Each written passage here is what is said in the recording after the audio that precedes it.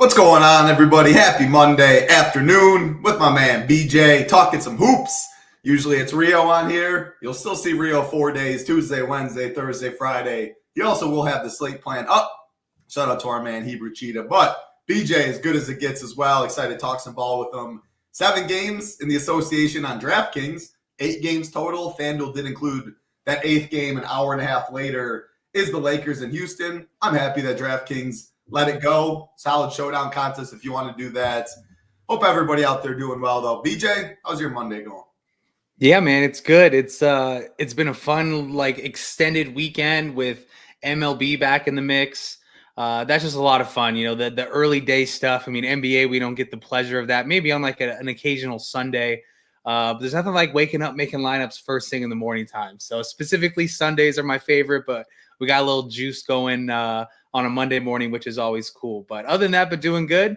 Planning my son's first birthday party. Man, a lot of stuff goes into that. So we're making lists, obviously, getting the house organized. But then this is going to be a fun little birthday. So hopefully everybody has a good time because he probably won't remember it. But it's going good.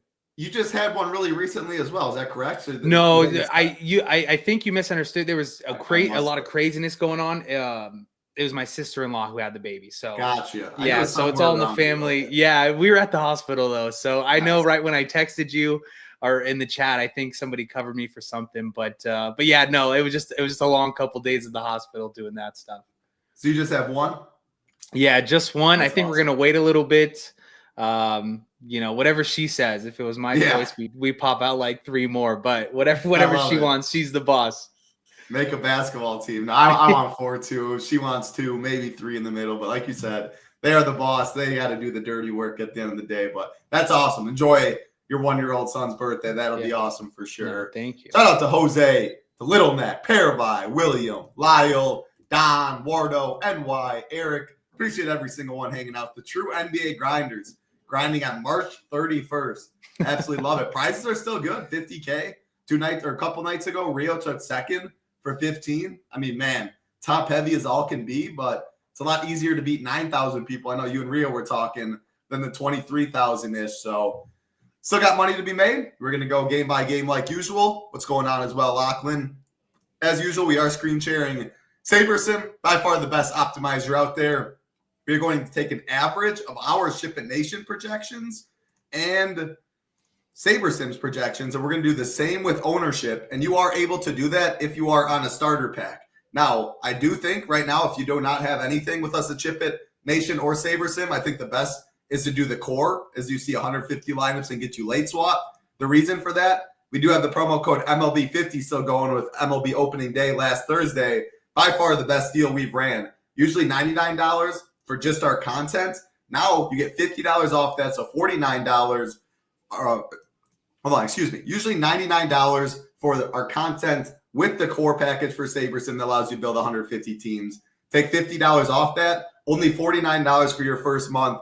All the content, so many sports still going right now. If you look right here on SHIPIT Nation, PGA's going like it does year-round pretty much. NBA still going, playoffs on the horizon. MLB in full force. MMA in full force. NHL still going, playoffs pretty soon. NASCAR. So even though NFL, the big one's not here, all these other sports are here. College basketball, want to shout out to my guy Smarty, always in the college basketball streets. Pickens, we don't charge for that, but they are in the Discord. Tennis, same exact thing. League of Legends, Sean Sullivan. Even though we do not charge for that, we have portions like that in the Discord. And if you do play those sports, that's where I think getting the starter package really would be best for you, because even if we don't have projections and ownership for the sports, as you can see looking at the graph, you do get SaberSim's ownership projections. If we don't offer it and they do, you still do get that as well. And again, for stuff like NBA, you're able to average the ownership, the projections, etc. So get you another set there. And then the contest flashback, you want to look at what pros are doing in different sports, in different contests, that allows you to do that. A very nice tool. Ultimate, if you're playing hundreds of dollars a week, maybe you want to try out the Sims. But again, the starter we think is the best value. However, right now, probably using the promo code MLB50 is best. Get you all the way down to $49 for your first month. BJ, any initial thoughts, broad slate overview on the 7-gamer? Injury news, my first thought, man, it's a lot shorter of an injury list than I usually expect this time of year. So anything you got, anything with builds before we go game by game? No, I think you said it. Woke up this morning. I'm like, okay, let's list all these injuries that are going to happen. Not the case today. Obviously, we have, the basic stuff that we're kind of used to. But as far as a broad slate goes, I think we're going to be able to get what we want. With the Miles Turner news that just broke, we got some cheap options with Thomas Bryant and Shibwe. So I think it's going to be, for me personally, and we'll kind of go through it, but I'm going to just X out games. I mean, we talk about this first game. I mean, the Jazz and the Hornets. I mean, it's a horrible offense, horrible defense for Charlotte in a tanking situation for the Jazz. And then we get a tough matchup in the Clippers game versus the Magic, where that could be a stay away. So I think ownership, not only in value, but the games that we play will be very concentrated. But there's still definitely ways to get different. And it doesn't take a lot, just one or two swaps that can mean a huge difference. So excited to break it down, but I think it's a little bit of a more normal building slate than we're used to, if that makes sense. Oh, you donkey. What am I doing?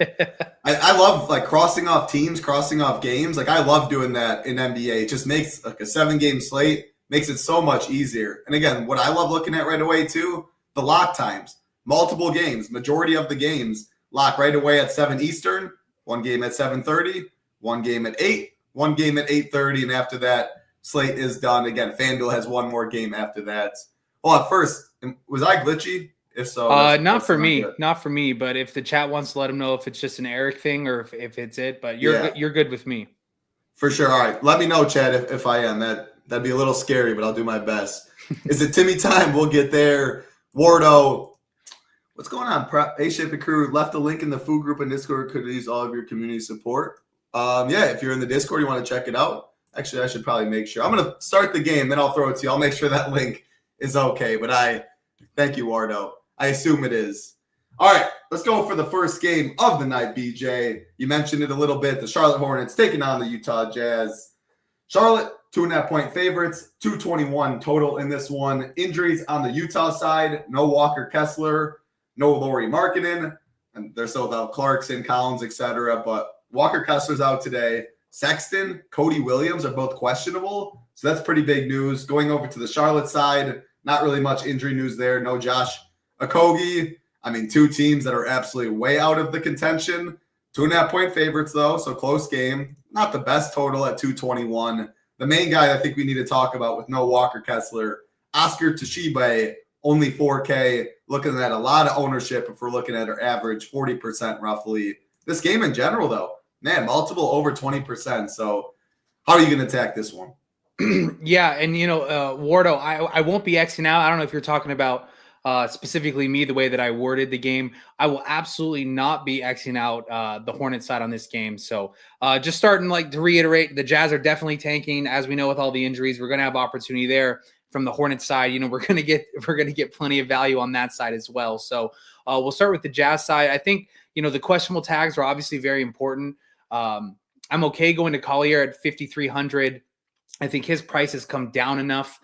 Still getting a handful of minutes. I think he's okay whether or not Sexton is in or out. I think the Sexton either being in or out is going to dictate if I get to, obviously, Keontae George at 6,200. I won't be getting to George if Sexton is in, and I'm okay with Collier, but I'm willing to load up both of these guys if Sexton is out. Like you said, to Shibwe, I go Shibwe at 4K.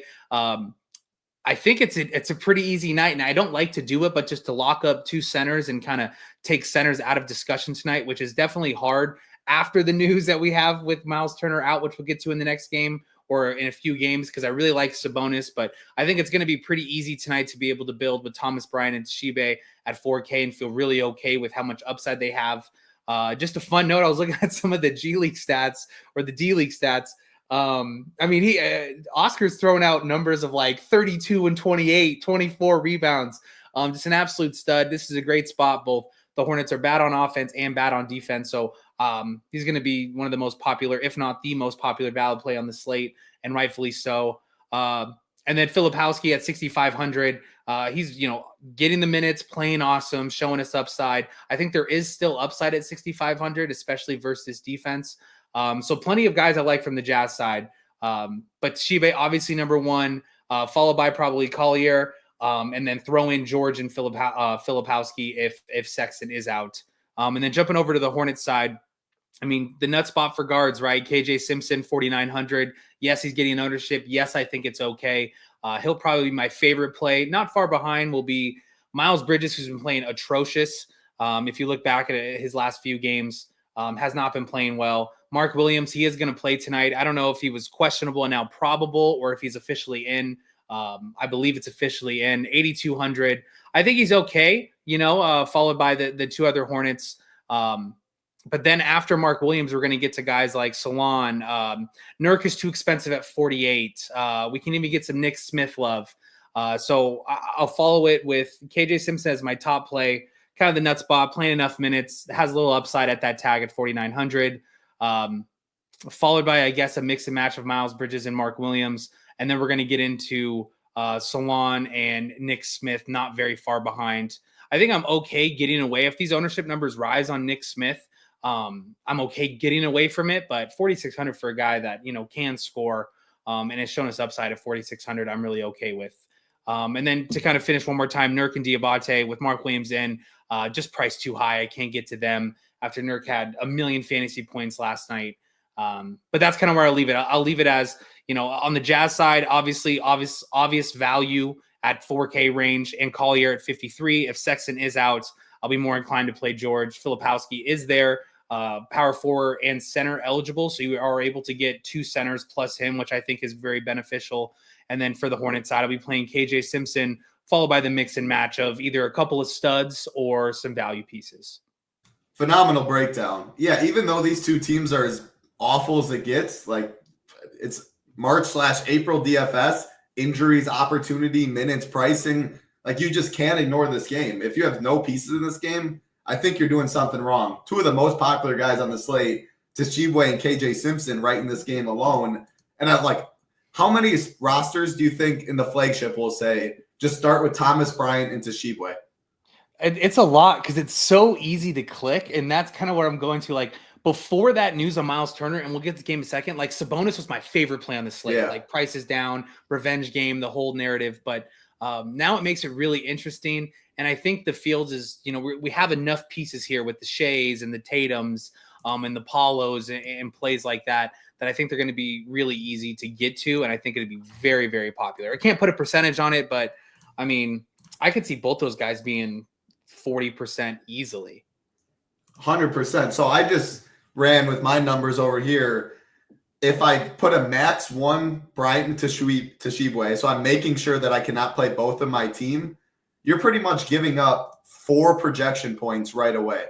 That's a lot. Like those 2 are going to be the state. I mean, we're talking about a 4K and a 3,200 starting centers in like solid matchups as well, which will make every other center less owned. But the reason I mentioned that too, like Filipowski, he's power forward eligible too. That's huge. If I am playing Filipowski, I'm definitely playing him in the power forward position. I would not play anybody in the center position today unless they're just center only. So I like Filipowski a lot. He's going to start at the 4. Tshiebwe should start at the 5. I think you can play in both. I think it's really strong. And with KJ Simpson, Tshiebwe, and Thomas Bryant, who we've already mentioned as great values, and there's other good values on this slate too, that just shows that like even though 6,500 might feel expensive or overspending, like you have all the money in the world on this slate, and it's minutes, opportunity. Like I feel good about his role. So yeah, that's what stands out most. Center loaded. Filipowski looks strong. Outside of that, like yeah, Nick Smith's a pivot, but in chalkier teams, I guess the more you're playing Bryant, Tshiebwe, and some other chalk, the more you do have to look at pivots like this. Not necessarily 1v1s, but maybe, yeah, I'll fade Simpson, I'll play Nick Smith, and that's going to be a way I'll get a little different. But I wouldn't just go like 1v1 and save the 300. You're doing 2v2 or 3v3 is how I'd approach it. Yeah, and to kind of second that, I think oh, my bad. No, keep going. But to kind of the Simpson versus Nick Smith, I think absolutely, yes, you can for the $300, but the ownership is going to be similar. Like, I don't think this is going to be like a 35 to a 12% type difference. I think it's going to be around 8-10%. So you're absolutely, okay to do that. But I think in that situation where you don't gain as much as you think as far as ownership goes, that I think you just go with the best play there. And, I plugged it in, like you said, plug in the 2 centers and plug in Simpson, or Nick Smith, whatever you prefer. You're looking at like 7,200 and change for the rest of your lineup. So you get whatever you want. I think it will be popular, and I think it is going to be, not necessarily like great chalk, but like good chalk. Yeah, and we're going to get throughout the games, but just wrapping broad slate overview. We only have one guy priced over 10K today, and two, excuse me. Tatum at 10-2, SGA at 11K. Now, we do have a plethora of guys in the 9K range, which you like to see. 8K is fine. So, I mean, you're going to spend your money. It's NBA DFS. It's not MLB. It's not MMA. It's not Showdown. You're not leaving $1,000 on the table. You were going to jam some of these guys, but we don't have Giannis. We don't have Jokic. Don't have Luka, etc. So, with all the value we have, we still do have to find some spend ups. And then my last thing, to touch on the Miles Bridges stuff. Absolutely, yes, minutes are down. If you can project him for like 28, 29 minutes, right? So let's say it's 27, 28. It's really hard. Obviously, not a top play. Obviously, the ownership will be down. But price is coming down a little bit, and kind of that up and down matchup that we could see. He hasn't been shooting well, but can certainly get hot. And that's kind of the play, is that if he gets that extra rotation to 30, 31 minutes, and he's essentially unowned, we've seen this guy go for 40, 50 points in his 28 minutes. So he's very low on the list, GPP play, but offers us a way to differentiate this game. And again, that kind of, I think, goes back to what I said, with only 2 players priced above 10K, all the value in the world. And when you are comparing him to some others and like in that 8K, 9K range, Bridges right at 9K, like, he projects better than Ja. He projects better than Kawhi. He's right in that Sabonis and that Giddey range. And he has power forward eligibility where Sabonis is just center. So it's just a different slate than I think we're used to. If Giannis, Luka, all them were on the slate, we'd be talking about a whole different ball game. But when SGA is the top guy and a healthier OKC team, like, that's an overspend. You're just overspending because you have the money and you're taking raw points. So Bridges, if he does get 28, 29 minutes at low ownership, I do think could get there in those minutes because you don't need 60 plus. All right, let's keep it rolling to this next game. Not as appealing, but I do like some of these Miami Heat spends. Heat taking on the Washington Wizards. Miami 9-point favorites, 215.5 total in this one. Injuries on the Miami side, no Andrew Wiggins, no Duncan Robinson. Injuries on the Washington side, no Chris Middleton, no Keyshawn George, no Anthony Gill. Again, I'll throw it to you right away, but these 2 guys, Tyler Hero, Bam Adebayo, by far my favorite plays in this one. Guys like Vukovic, can you make a case as a pivot center? I'll leave that up to you. Khalil Ware as well. AJ Johnson getting a little look. I don't think we need a Haywood Highsmith. AJ Johnson played the whole second half, I think, the other day. He played like 40, 42 minutes or something like that. So anyways, no, my bad. So is it AJ Johnson with one of Bam and Hero and move on, or what? I like this game a little bit more. I think you can definitely get multiple pieces of the Heat. I mean, I'm not in love with the Washington side. Obviously, they've been really bad on offense, but the Heat over the last few games, they've really stepped up their rim defense and been better versus the catch and shoot. So I'll kind of leave it as like, I just want one Washington piece, to go back to what you said about Vuk, like not really, going to go be in love with it. I mean, I think Bam and Ware will play enough minutes to kind of take him out of discussion. Price is coming up, obviously a big time fantasy point per minute producer, but it just doesn't really feel like the spot where I want to get to him. I mean, like we talked about 3 other centers already through one game, that we may like more. So I'll kind of leave it there. AJ Johnson, to touch on him before we jump over to the more exciting side. 4,800, played 42 minutes. I believe he played the entire second half, if I'm not mistaken. But still, 4,800 for a guy that's going to play all of the minutes. I mean, he's not a great fantasy point per minute producer. He's going to get ownership. I think it may be higher than this 17%, 20% range. I think it's easy to throw him in comparison. I know a little bit of a different positionality with him being shooting guard and KJ Simpson point guard only, but definitely go KJ Simpson. Bub Carrington's okay at 5K, I guess. He's shown some flashes of getting some increased minutes. I'm going to take Poole and Sarr out of my pool. Poole and Sarr out of my player pool. Poole's just not getting enough minutes. I know the price coming down to 6K. And then Sarr didn't even finish the game the other night versus Brooklyn, so he wasn't a part of the ending run to finish. So I'll just kind of be off those guys. That's really where I leave it. I mean, you can make a case for Champagny, I guess, but he's not getting enough minutes, and he doesn't really show us extreme upside at 5K. But to jump over to the Heat side, I mean, it's anybody and everybody for me. So you said it first, Hero, Bam, and then I'll throw Ware into that mix as well. I think these guys are outstanding plays. I can absolutely, die on the hill of you need at least, one of Bam and Tyler. So take your pick. I think it's going to be Tyler Hero for me at 8,800, a little bit more expensive, but the ownership is a little bit down. Washington's given up a ton of transition points. I think that benefits him a little bit more than it does Bam. But again, it also helps Bam. I think he is that type of big that's able to go up and down like that. So either one of those guys, Hero slightly more than Bam. And then Ware's in the midst at 61. But like I said, we're already talking about so many centers that it kind of makes it really tough. Definitely has the upside, definitely getting the minutes. So I like that there. Mitchell at 48. He's been playing extreme minutes, been playing really well. He's just a little too expensive for me. I think, 4,800, realistically speaking, with the options we have around him today, he's going to need to, flirt with 30 at least fantasy points, get into the 30s for it to be beneficial towards us.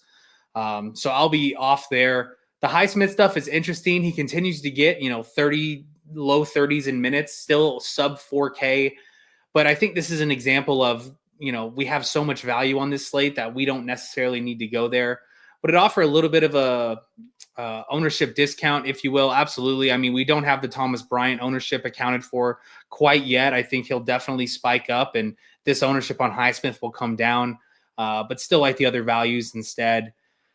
Pretty much touch on everybody for the Heat side. I mean, again, same thing goes for Burks at 3,800. I mean, he'll get some ownership, but I don't think there's much need to go there with the value that we have. But to kind of finish up the game and then pass it to you, it's definitely one of Bam and Tyler for me. If you're not getting to the double center value, I think Ware should be in consideration for you. And then jumping over to the Wizards side, I mean, AJ Johnson is going to be the easy run back piece. And then after that, it's a whole bunch of secondary plays with me taking Poole out, Sarr out, and probably Vuk out as well. AJ, so you said Simpson over AJ Johnson. What about like Nick Smith versus AJ Johnson? I think AJ Johnson in that. It's very close, but I think it's going to be AJ Johnson. And that's going to be, as far as a 1v1, having it be like the last guy in, I think it's slightly AJ. But this is definitely AJ for me because I'm getting multiple Heat pieces if I can. So that's going to be quite the easy decision for me personally. And then I'll throw two other names. We haven't touched on them yet, but similar price range and positions. Isaiah Collier and Aaron Nesmith, two also kind of getting some ownership in that same range. Any strong leans there? Up to Collier, and you know what? That's going to be a true coin flip for me as far as Nesmith because that's going to be a great game, but I think it's still AJ Johnson, to be honest. It's very close though. It's very close. I like it. My thoughts, just quick to wrap it up.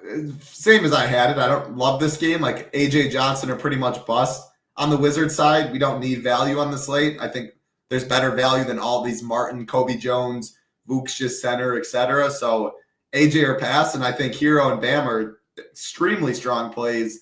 And yeah, I just like Haywood Heiss. He got 30 DK points last game. His usage was still 13%. I just think he has to be so efficient, run so good in those minutes. I don't want that on a slate when we have a handful of guys that are cheap that can get you 35, even 40. Like Brian can get you 40. Toshiba can get you 40. I don't know. Simpson can maybe get you 40. Like I just trust a lot of these other. We need upside on this slate. It's not one of those value slates where you're good with 5x, 5.3x. I think we need 7x more than likely. I just don't like Highsmith's usage enough. I do like your Ware shout though. Like unless you're just gonna run 100% Bam or Thomas Bryant to Shibwe lineups, which I mean, if you're only playing like 5 lineups, you can do, but I don't know if I'd be making that rule in 20 plus. If Saber gave it to me, I guess I'd be fine with it. But I do think that's a position where if you're eating other chalk, you can get different in one spot. And if you're doing that, you want a guy with big boy upside. Khalil Ware fits that at a very fair price tag at 6.1K. So yeah, I'm going to piggyback off you. I definitely like that as a pivot at center where many are not going. Last thing for you, would you be fine with Bam, Ware, Hero? Would you max 2 or 3? Would you avoid Bam, Ware? Would you avoid Hero, Bam? Any specific rule there? Would you let kind of Saberson do its thing? Well, first and foremost, I would definitely let it do its thing, but I think like the basic hand building stuff is I'm not going to go Ware and Bam together. I think it's a very, easy pairing with Tyler and one of those two guys. But it's tough to get to both. Like what we said, it's just, we're going to have plenty of center options, and Ware's going to be just the kind of avenue where, hey, if Bam doesn't have a huge game, I think it goes to Ware. And then to touch on the Larson stuff, I don't think that there's enough minutes. We have enough value. I think if you give him 22 to 25 minutes, I don't think he's going to be, out there producing enough for you. So a rough, estimate of 22 fantasy points just doesn't get it done for me tonight. 100% agree. And that's what I said. If we didn't really touch on him, that means we don't have much interest. All right, let's keep it rolling to a game I don't have much interest in, but a decent real-life game. 2.5-point favorites are the Clippers over the Orlando Magic. 210 total in this one, by far as low as it gets on this slate. Injuries, Cole Anthony remains questionable. Going to the other side for the Clippers, no Ben Simmons. Bogdan Bogdanovic, questionable. Also, no Amir Coffey. I mean, this feels like one of those games. If I'm playing anyone, it's going to be, look at the ownership. Like, you're not getting the value in this game. They're two healthy teams. They're actually playing for something. It's a good basketball game. That's not what you play value in May, March, and April DFS. So I think that's clear. If you play someone, you're playing the spends. Paulo, Franz, Harden. I don't even like Zubac. Like, give me Khalil Ware for less of a price at a loaded center. Do you have anything different? And do you like Paulo, Franz, or Harden? No, I don't. We have 7 games, like what you said. So, agree with everything that you had just mentioned. 210, ugly stuff. We have so many opportunities on this slate to get better spots. If I had to pick between Paulo and Franz, it's Paulo for me. I think the ownership is going to be lower than what we have here, like that mid-teens to high teens range. It's just Paulo for me. And then to jump over to Clipper side, if I had to play Clipper, it's James Harden 9,500. I think obviously Kawhi and Norman playing well in his game back, and Zubac, he's going to lose, shots to them and some usage. But I think 95, he's been playing so well that it's okay. But I think you said it for me. Like, I absolutely love to look at the ownership here and see Zubac at double digits because I'm not getting to it. So we can kind of cut off some of the fields. But if I had to pick, it'd be Harden for the Clippers side and then Paulo over Franz. And that's essentially it. I mean, if we didn't have centers, you could interest me in a little very sneaky Wendell Carter Jr. at 5,300, but I do not recommend it. But that's essentially all I have. I hate to not go deeper into a game, but I think you're very safe not getting to pieces here. And even if Paulo has a great game and gets you bad. 55. Exactly. I don't think he's got, he has it, but not in this spot to get you into the 60s in fantasy points. So that's kind of where I sit there. And if anybody has a question regarding the game, we can certainly get to it, but I think it's pretty easy just to not get here. 7-game slate, make it a 6-game slate. Like, that makes it a lot easier when we put it that way for people. We could touch on Kawhi Leonard's Kawhi Leonard. Can he get you? Yeah, of course he can. I mean, if you want to play, again, if I'm playing anyone, it's Paulo, it's Franz, it's Harden, it's Kawhi. Max 1. There's enough value. I'll play that's a spend to differentiate in your teams. And I'm more likely to do that if I am playing. And again, Paulo's going to get some. Now, like you mentioned, the Zubac. So I like taking the average right now. We did have Zubac at 11%. This will come way down. Like Zubac, like this 2% we're looking like, or that when I take the average, that's more so like it. With Thomas Bryant, we didn't have the ownership when Thomas Bryant was out. No one's going to play them, and rightfully so. Paulo, Franz, Harden, call it a day, max 1. More likely than not, I want 0. And again, not that game totals are everything, but 210, that is way, way down there compared to 235, 235 and a half, 239. There's a couple lower ones, but yeah, 210. You know what's funny with 210 and how these guys are priced? I think this game could go to overtime and you still don't need a piece. That's frankly what it is. An extra 5 minutes still won't get it done for you. There you go. Let's go to a little better game to talk about. That's for sure. We got probably the chalkiest on the slate in Thomas Bryant for the Indiana Pacers taking on Sacramento Kings. We have the Pacers 5-point favorites, 235 and a half total in this one. No injury news on the Kings side. For the Pacers, again, Miles Turner did get ruled out shortly before the show with an illness. Thomas Bryant will start at center, becomes phenomenal play at 3,200. No Benedict Mathurin as well, which is why I did bring up Aaron Nesmith earlier. And again, I don't think this Nesmith, let's see. I don't think we had the Thomas Bryant 2029. All right, so I'm going to go SaberSim in this one because they did have updated a little bit. Man, Nesmith's still only down there at 19.3. Anyway, in this game, obviously you mentioned the Sabonis stuff.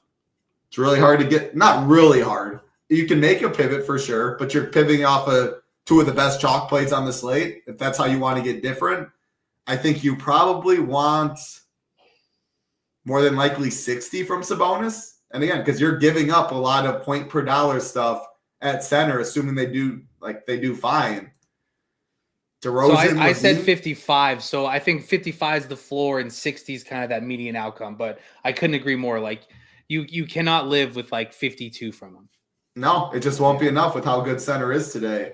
The DeRozans, the Levines, like they're priced up there a little bit in AK. It is a good matchup though. So curious your thoughts. The Pacers side looks a lot better. I never loved Siakam, but he's 7.6K in a good game environment.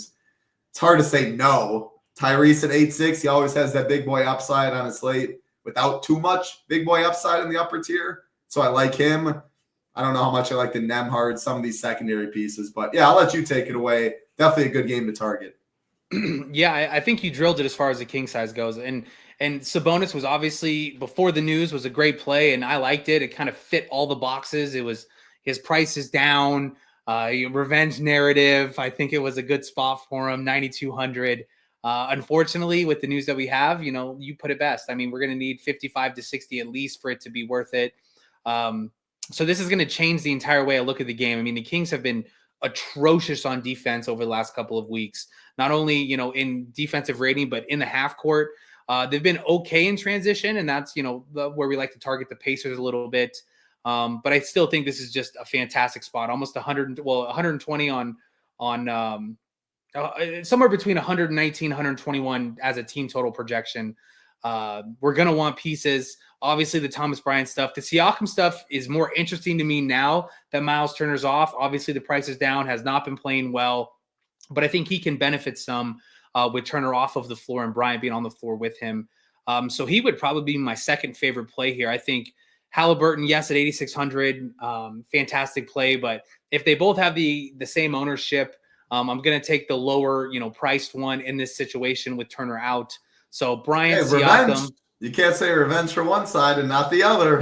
True. My bad. But what's funny actually is, I'm not the biggest revenge narrative guy. I think I was searching for stuff to make me like Sabonis more, because what you said, I don't want to play the DeRozans, the Levines, the Ellis, guys like that. So I was just kind of checking boxes, but couldn't agree more. I don't know. I mean, now that you bring it up, I mean, we can give him a little bump, but I think I'm still going Siakam. I think he benefits more from Turner off of the floor. I like them all though. So I think that's the case. As the field agrees. Neesmith at 46. You're right. I mean, Saber has him at what, 16 you said, or 19? 19, which I think feels you a could little light. Yeah, you could project him for like 25, 26. Now that doesn't really get you there, right? As far as, needing it to win. But if we're game stacking this, I mean, the Kings have been so bad defensively that, I'm okay throwing in any of these pieces. As far as the bench stuff goes, I don't want to get too cute. This is still, a relatively close spread at a 5.5, or well, now it's gone up. So now it's what, 3.5, 4. So yeah, I like them all. Thomas Bryant for sure. Siakam is going to go higher than Halliburton for me. And then when making multiple lineups, we'll throw Neesmith in. We'll throw the Halliburton Siakam combo with no Thomas Bryant. And then if I had to pick a king, it would be jeopardizing, point per dollar stuff with the two centers and going Sabonis. I think that's also super interesting. And before I pass it back to you, let's say you went like Halliburton, Siakam and played Sabonis instead of Bryant. Yes, they're all expensive. We have value to do it. That could be a really interesting, number 22 lineup build if you're making a handful of lineups. Yeah, that's definitely a very interesting shout. What about, I just don't know if this game can go small, like for a long period of time. With Jovel off the bench and Sabonis, like the Kings will always have someone big on the court. So like when I like playing the top ends, when I think there could be an extra 3, 4, 5 minutes, when if the game can go smaller for a little bit, it is an up and down game. You mentioned with how bad the Kings have been. Is it just the slate's just so good with value? It's like, why take that risk? Or do you think there is some merit to do so at low? Yeah, that may be a misstep by me. I mean, realistically speaking, let's say he did play those backup minutes. I mean, what does he get there? 22? Could you pencil him for 22? So we got 20 minutes. SaberSim got him for 20 minutes Okay. right here. So I think that is very fair.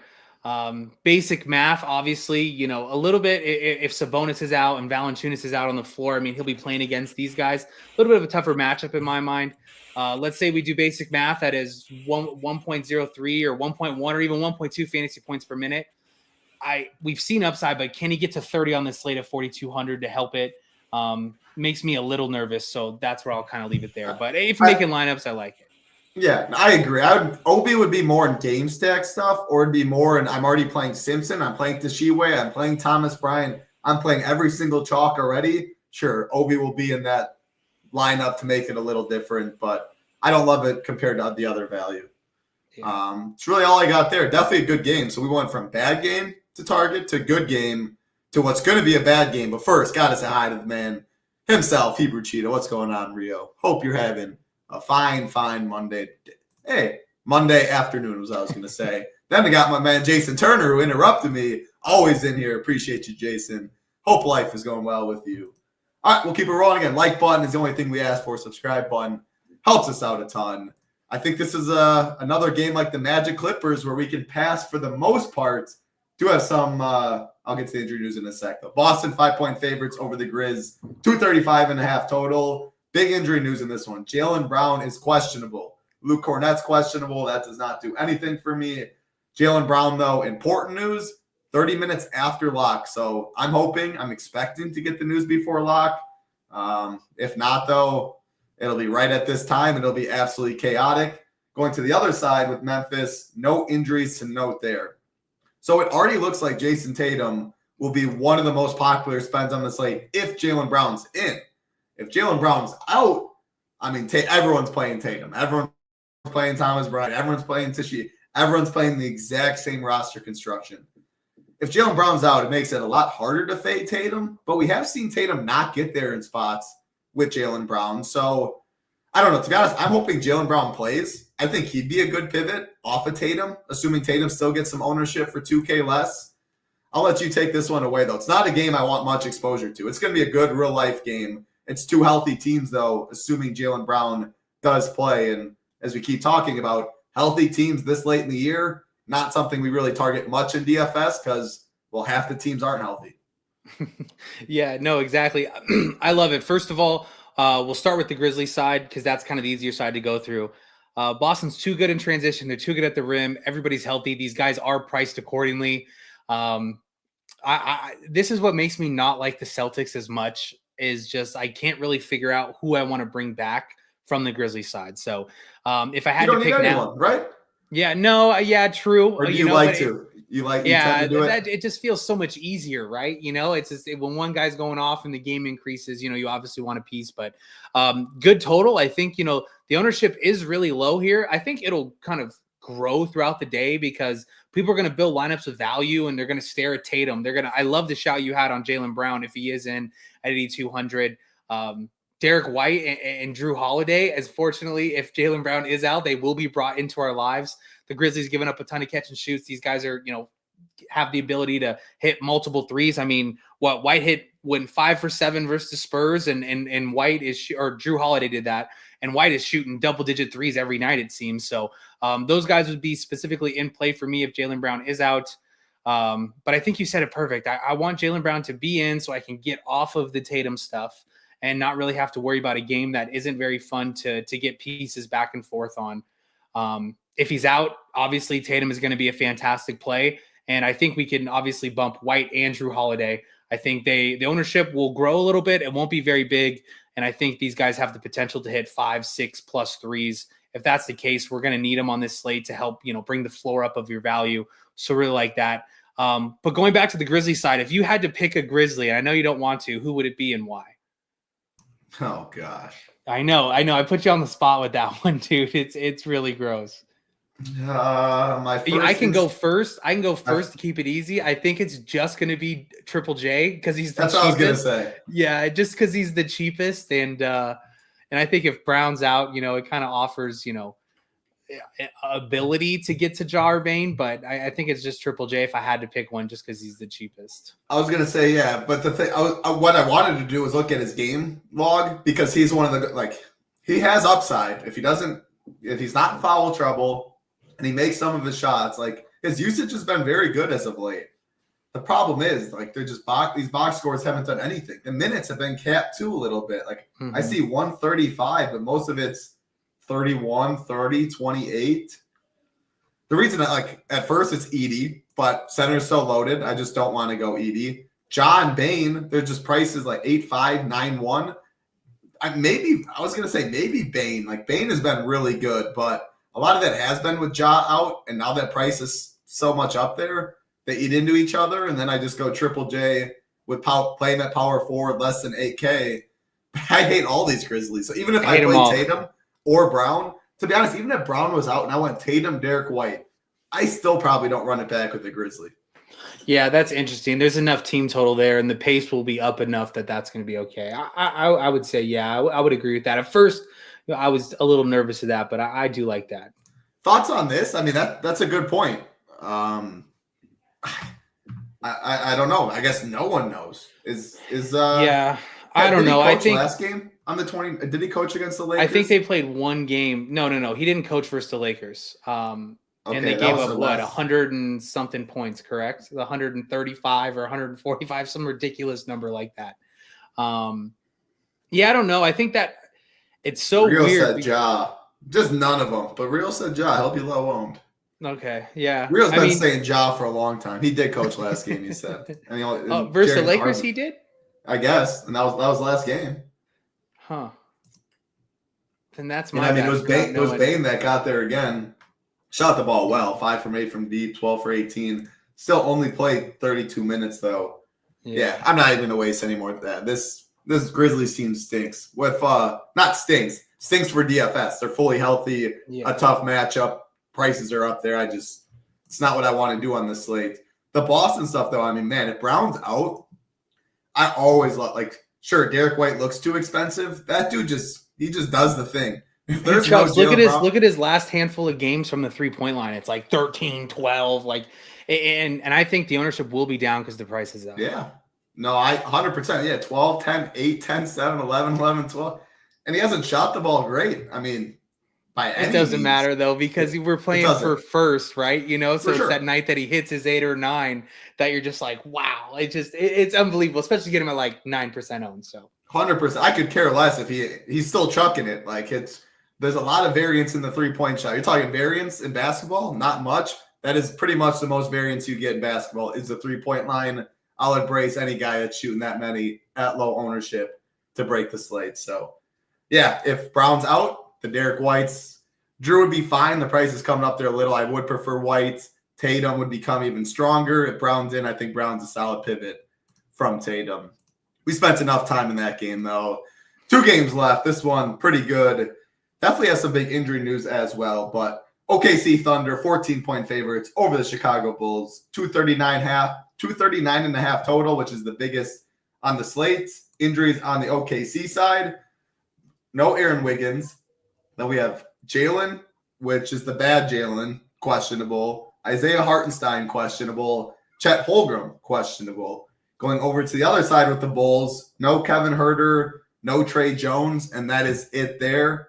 So Giddey will play. We already did get that news. I mean, shout out Josh Giddey. Absolutely been insane. Looking at the price tag, yeah, it's a big boy price at 9.3. If he keeps doing what he's doing, I'll keep playing him at 9.3K. Ownership will be way down. Again, the studs aren't great on this slate.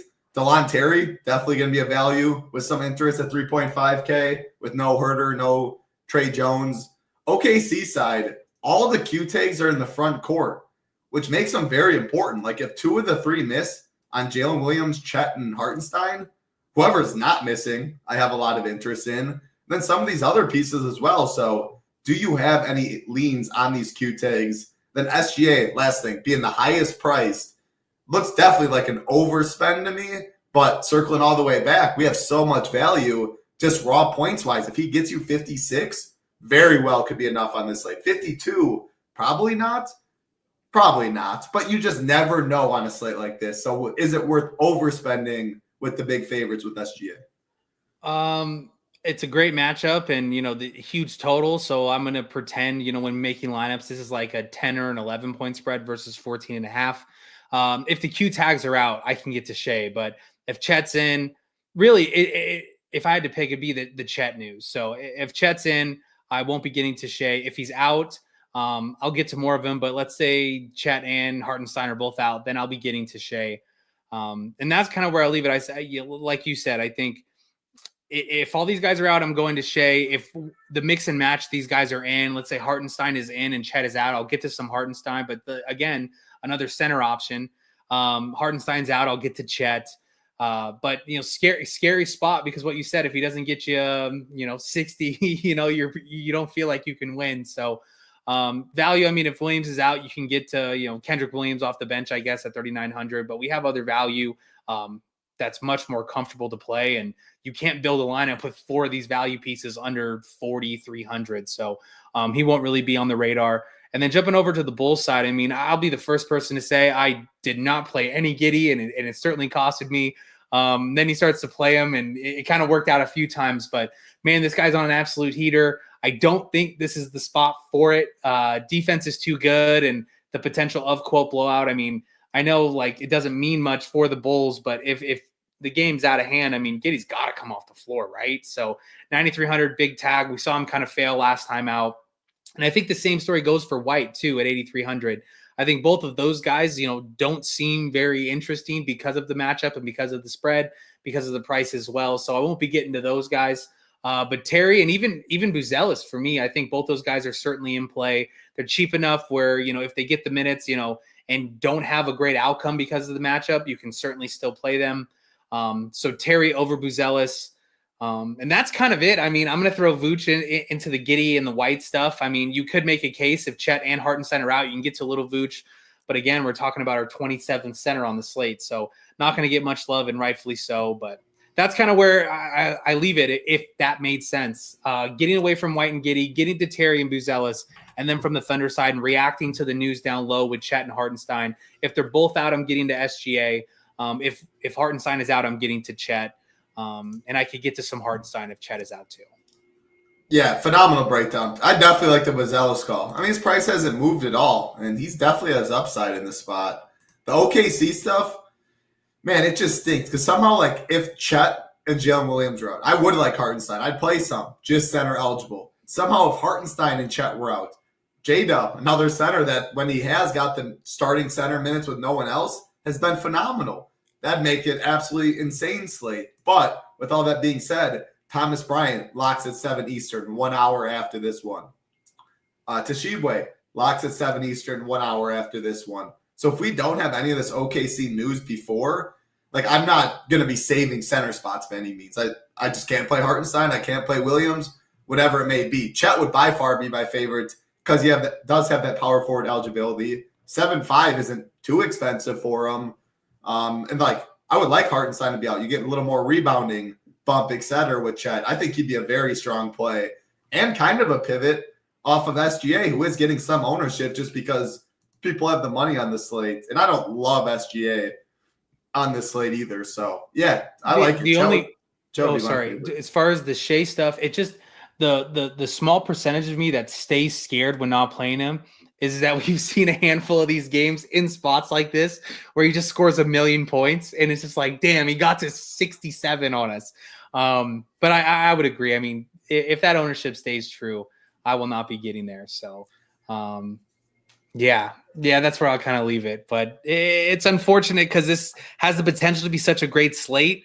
Kind of waiting on SGA to kind of miss some time too, so we can get, some other value. But I don't think that will happen before the end of the season. Yeah, when you said that, it made me think, like, SGA, I think, had 40 DK points against the Bucks, a depleted Bucks team months ago, and he finished with like 48 DK points or something. Just he didn't play the fourth quarter. He had all the real points in the world. Might have been like 25 real ones a half or something. But then they didn't need them. They have enough other guys, and at this price tag, like, you just can't afford that. You really do want him at least to get you probably 33 minutes. I just don't love SGA. I prefer other spend ups today. I don't know if I missed it, but we might have the potential with all the value to play either him or Tatum. Let's say Brown is in, SGA or Tatum with Brown in. Do you have a preference? I'm going Tatum in the game environment. Okay, cool. I would agree. And a little savings too. But again, that I think probably ownership might be there as well. Maybe it's pretty close, but I think I'd probably say Tatum would be a little higher owned. Yeah. Good nugget here. And again, Rio drops all these in the slate plan. Again, NBA slate plan. We'll have that up in a little bit. I know he was traveling this morning, but good note there. And DeLon Terry is a good value on this slate.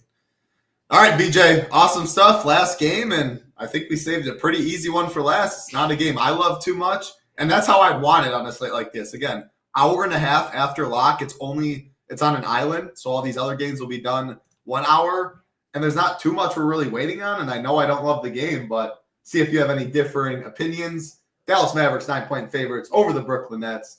216.5 total in this one. Injuries on the Nets side: no Cameron Johnson, no Noah Clowney. That is it there. Well, they're still without Sharp, Cam Thomas, but Clowney, Cam Johnson, the big new injury news as far as Dallas. Derek Lively is questionable.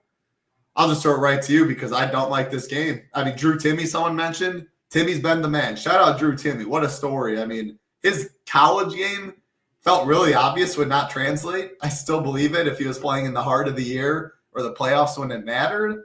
But it is so cool to see him dominate the G League, get the call. He said he was playing FIFA. I don't know if you saw that. I saw the same video. That. Yeah. I mean, how do you not cheer for the guy? With all that being said, he's only center eligible, and he's 4K. That would literally be like a direct pivot off of Tshiebwe. 800 more than Bryant, so not a direct pivot there, but it's in the same range. It's just center, so I would call it almost a direct pivot. Is there enough upside? I mean, he's been good in these first 2 games. Is there enough to make a low-owned pivot from a very chalky guy with Timme? Is it not the slate for it? And then, I'll let you take the rest of this game. It doesn't look like a good one to me. Yeah, no, we were supposed to finish off with like a big fun game that we could stack up, and then we get to this game. So, in short, to answer your question, I think when comparing the two, you just can't get to him. I think if you could project him, what's a fair projection? Like 20 to 25 minutes, somewhere between there. I think that 24 minutes for Sabersim. So I think that'd be. I think that holds true. I like the other center options instead, especially for the discount with Bryant. But yeah, I mean, it's the Nets. I mean, their offense has been so bad. And then you jump over to the Mavs side, and it's like with AD back, I mean, AD should flirt with 30. I think he may get a few extra minutes, but should be right around that 30 number tonight. You have the question. I mean, Gafford, I believe, is probable, like what you said, and then Lively is questionable. Yep. I think there's just so much going on in this team. I think everybody, first of all, AD's priced up, and obviously he has upside and can certainly, outplay his tag if he gets his 32 minutes. But I think the Nets are too bad on offense to keep this game relatively close. I think the game's a little too slow. I think he's too priced up. And then when going through the other pieces, I mean, they've all been priced up for all these guys missing time. So I guess you could make a crazy small case on Spencer Dinwiddie at 6,600. But outside of that, I'm not touching PJ at 81. I'm not touching, Najee Marshall, obviously at 73. I'm not going to mess with either one of the Gaffer, Lively. Let's say like Lively doesn't play and Gafford's in, can't do it with how many minutes he's going to get. So ugly from the Mavs side. If I had to pick a piece, I would bet on upside with AD at 9,600, even though he may not get 32 minutes tonight. But that's if I had to pick one. And then if I had to jump over to the Nets side, I mean, you could make a case for Wofford at 54. You could make a case, I guess, for Claxton at 6K.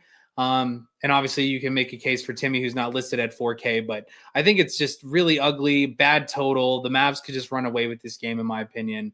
And I think this is what makes this slate so tough to get different is we've gone through so many games that are easy to not get to with such obvious value and such clear spend ups that, I think this is the clear case of just a 2v2 swap, eating chalk and making lineups you feel confident in rather than getting to one of the guys in this game. 100%. A lot of it, to wrap things up, what contests are you playing in? I think that has a lot to do with what you're doing today. Are you playing in that big flagship? I'd be a lot more likely to not play a Bryant or a Tshiebwe. Again, I can definitely play them both. If I do, I think about my other stuff with my roster when doing that. Are you playing in the 200 person? I don't know. Are they still running like the 250 or the $200? Yeah, the 3 max. 3 max, yeah. Mm-hmm. If you're playing in that, you do not need to play an Anthony Davis with a Josh Giddey or whatever, like a Nick Smith is a pivot there. You don't have to be nearly as crazy. I know contest sims, which some of you guys do have, takes that all into consideration. Saber score, even if you are just on the core package or the starter package, you can put in, all right, this contest is 1,000 to 10,000 people. It'll optimize the strategy with the Saber score, projections, ownership to take all that into account. Is it 1 to 100 people? You should be playing that contest different. So especially on a slate like this where can't really recall a 7-game slate being so obvious with where ownership and everything's going. You get that the later the season goes because huge injury news happens and like these guys are just slam dunk plays as we see today. But it feels really, really, really clear where a lot's going. Still NBA DFS, still a lot of variance late. You can still make pivots. I think the better pivots are in the upper tier than the lower tier personally. Any final thoughts to wrap it up? And then last thing, I doubt you sports bet much. I know you're in a legal state. Maybe you do. Billion bookies out there if you want. I've been getting into it for sure. Not as much in NBA streets, college. But Dallas -9 looks pretty strong to me. Any just thoughts there? And then thoughts on this final slate? I think Dallas -5 is great, or -9, and then the Celtics spread too. What is it, 5.5? Like when I saw that, I was just like, dude, like you could get that now when Brown could be in, and with the coaching troubles they have, like that spread. So I actually did notice that when looking at it. But I've backed out of the streets. Absolutely, I could get action down. But I backed out of that. It's hard. It's real hard out there. There's no doubt about that. They're so sharp. Yeah. Oh, my bad. What?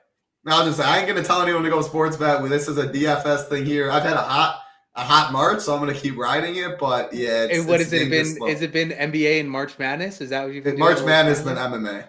Okay. Oh, MMA is the one I'll actually. Yeah, MMA is the one I do think I have an edge, especially live. But other than that, it's degenning more so. Yeah. See, the problem whenever I got action down, they wouldn't let me parlay more than 2 UFC fights. Because that was when I was all over. You would parlay like favorite, and then you just all night you get to drink and like, oh, this guy's gonna get, it's perfect. But yeah, no, backed off the streets. It's actually my first year that I didn't make a bracket or bet on any games. Like the last weekend, I looked at March Madness and I was like, dude, like some of these lines are so sharp. I haven't watched any, but I mean, I had a lot of fun watching that UConn Florida game.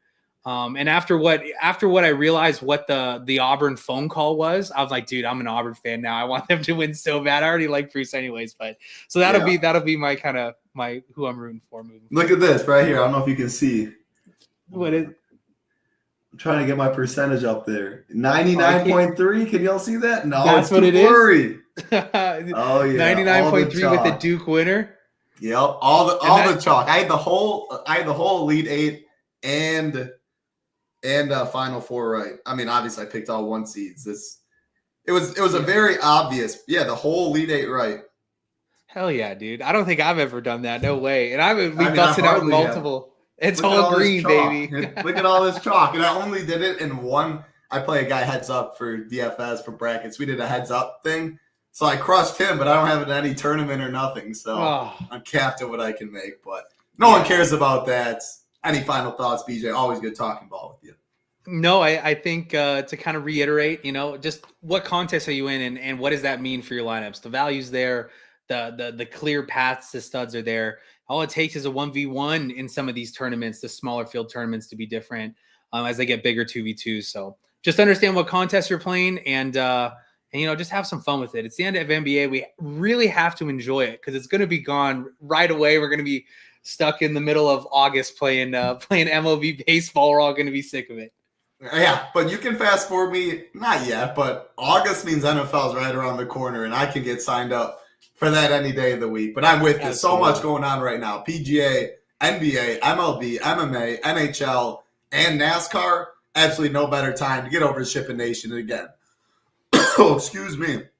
Best promo code out there, MLB50. Gets you $50 off your first month. Includes all the content and includes SaberSim, the core package, which allows you to build 150 teams and late swap. If you do join, most definitely get in the Discord too. By far the best community out there. I know my man Eric. See you guys in the Discord. Fire in the Discord. Little Neck, our guy. Little Neck drops a lot of awesome stuff in there. Real awesome stuff. As always, for the slate plan, hope your traveling goes well. We'll see you Tuesday, Wednesday, Thursday, Friday. BJ, always phenomenal work. Love talking hoops with you. Soon you will be on baseball shows as well, as knowledgeable as it gets. Thank you, everybody, for hanging out. Hit the like, hit the subscribe on the way out. Have a great Monday night. Good luck in the MLB and the NBA or whatever streets you are in. We'll be back tomorrow. Peace. Be safe.